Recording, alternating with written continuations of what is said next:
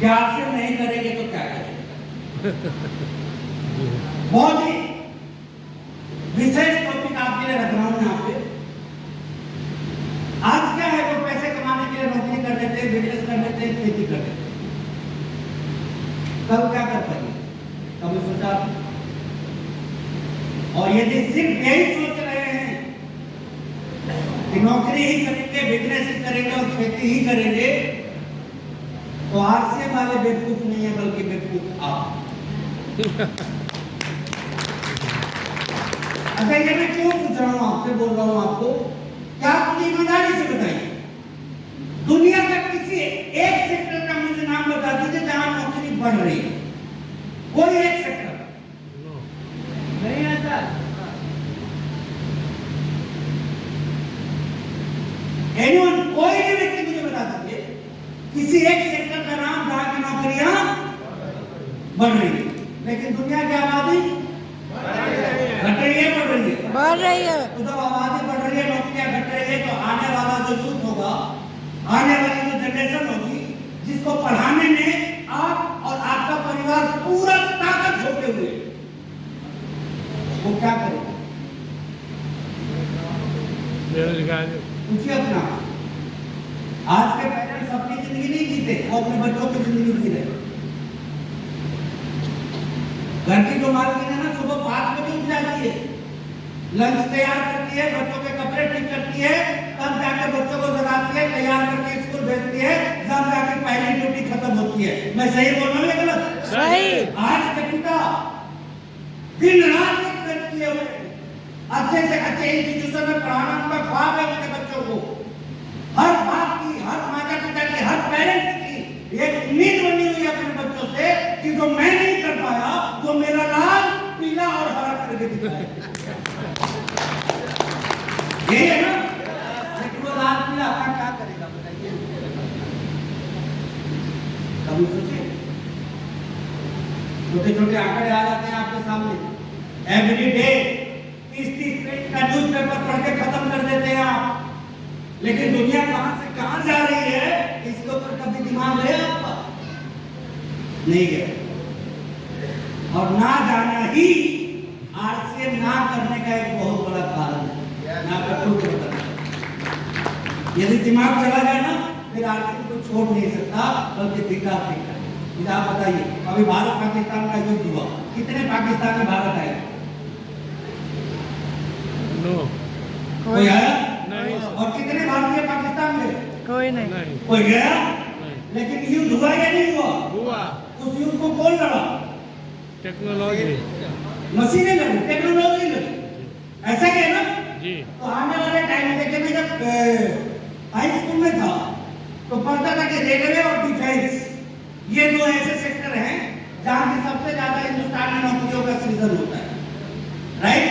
Yes. तो अब जब युद्ध मशीनें लड़ेंगी तो नौकरी किसको मिलेगी? मशीन को। कितना टाइम लगाइएगा समझने में इस एक बात कि जब काम मशीनें करेंगी तो हमारे बच्चों के हाथ में छांटे जाने वाला नहीं है। क्या लगता है, आसान रहेगी उनकी जिंदगी? अरे हम भारतीय इतना नहीं सोच पाते कि जब आबादी 140 करोड़ है तब तो नौकरी पाने में पसीने छूट जाते हैं। जब आबादी 200 करोड़ और रोजगार अभी से भी आधा से कम, कहां से निकालिए? आप ही बताइए। ये दुनिया जिस हिसाब से बदल रही है और इस बदलाव को आप में से कोई मानने और समझने को जब तैयार नहीं होता है तो क्या होगा, उसका एक एग्जाम्पल मैं अभी आपके सामने रखने जा रहा हूं।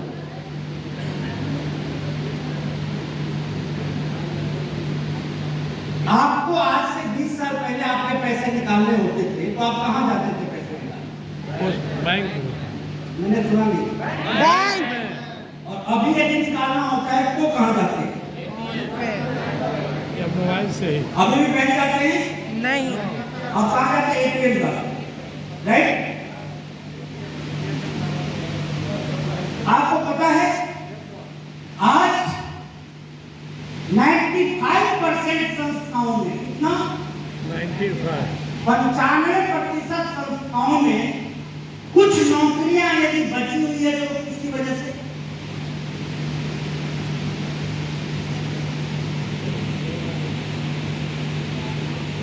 बड़ी गंभीर हो गया आप मशीन उसका आपसे भी इतना शांत नहीं। रिलैक्स ऐसे ही सोचिए।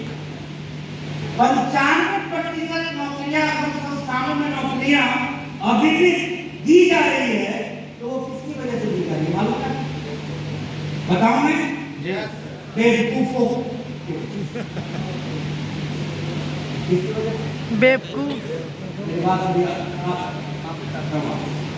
लेकिन जो सच है सर वही आपके सामने रखना। 20 साल पहले आप बैंक जाते थे पैसा निकाले, पिंजरे में बैठा है आदमी आपको पैसा निकाल के देता था, राइट? उस पिंजरे वाले को लास्ट कब देखे थे आप बताइए? याद भी है? नहीं अब पैसे निकालने का आते हैं ATM और जमा करने का आते हैं। पहले वाले में आवाज ज्यादा थी, दूसरे वाले में मैं भी जानता हूँ कि निकालना तो सबको आ गया है लेकिन जमा करना एटीएम में सबको, और इसीलिए बैंक में अभी भी कुछ लोगों को रखा गया। तो किसके लिए रखा गया है? मेरी बात आपको बुरी लग सकती है। आप बताइए ट्रेन में चले गए आप लोग, पटना गया तो खूब चले होंगे। मैं भी कोई इंग्लैंड से नहीं आया हूँ, ठीक है, मैं दिल्ली में रहता हूँ लेकिन हूँ पटना गया। 20 साल पहले ट्रेनें ज्यादा चलती थी, आज ज्यादा चलती है? ये बोलिए ना। आज पैसे